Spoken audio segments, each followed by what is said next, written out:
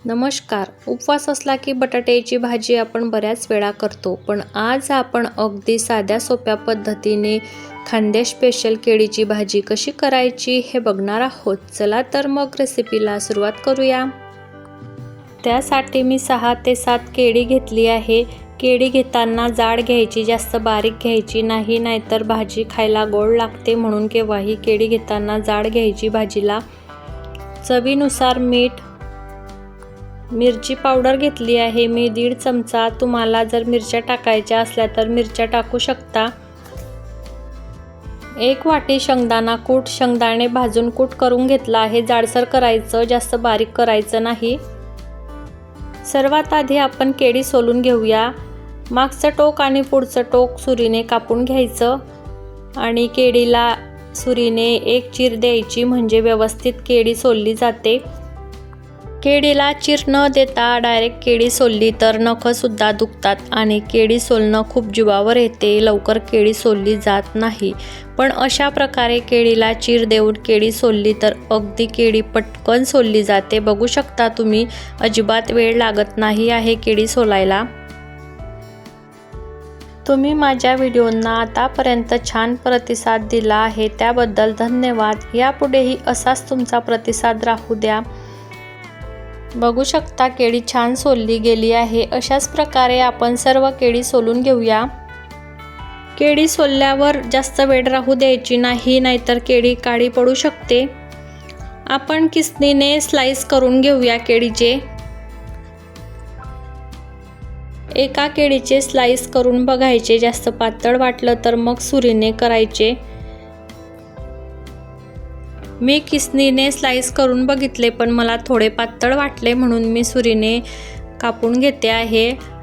जास्त बारीकही कापायचे नाही आणि जास्त जाड पण काप करायचे नाही, नाहीतर केळीची भाजी करताना तुकडे तुकडे होतात केळीचे.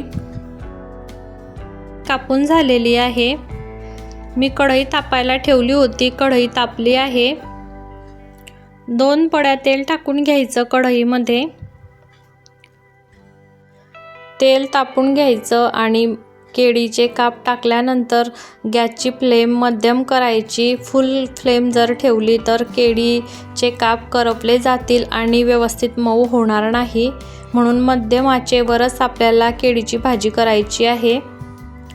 आता आपण चवीनुसार मीठ टाकून घेऊया. मीठ टाकलं की व्यवस्थित परतून घ्यायचं. मीठ टाकलं की आपण 5 मिनिट झाकण ठेवूया. 5 मिनिट झाकण ठेवल्यानंतर अधूनमधून चेक करायचं, नाहीतर केळीचे काप कढईला चिटकले जातील. 5 मिनिट झालेले आहे. आपण झाकण उघडून चेक करूया केळीचे काप शिजले आहे की नाही. बघा, छान असे मऊ झालेले आहे काप. केळीच्या भाजीमध्ये तुम्हाला जिरं टाकायचं असलं तर जिरं पण टाकू शकता, पण आम्हाला जिरं केळीच्या भाजीमध्ये आवडत नाही, म्हणून मी टाकलेलं नाही आहे. आता आपण मिरची पावडर टाकून घेऊया. मिरची पावडर टाकलं की अगदी हलक्या हाती मिक्स करायचं, नाहीतर केळी शिजलेली आहे, गोडे गोडे होऊ शकता भाजीचे, म्हणून अगदी हलक्या हाती मिक्स करायचं. मिरची पावडर टाकल्यानंतर 1-2 मिनिट झाकण ठेवून वाफ काढून घ्यायची, म्हणजे केळीची भाजी व्यवस्थित होईल. आता आपण झाकण काढून चेक करूया भाजी झाली आहे की नाही. बघू शकता छान अशी भाजी झालेली आहे. आता आपण शेंगदाणा कूट टाकून घेऊया. शेंगदाणा कूट भाजला आहे म्हणून जास्त वेळ लागत नाही. सर्वात शेवटी शेंगदाणा कूट टाकायचं आणि झाकण न ठेवताच परतून घ्यायचं. ही भाजी करायला सोपी आणि खायला तर अप्रतिम लागते. तुम्ही नक्की करून बघा. तुम्ही जर अशा प्रकारे भाजी केली तर साबुदाणा खाणं विसराल, इतकी छान ही भाजी होते. अगदी 10 ते 15 मिनिटांमध्ये ही भाजी तयार होते.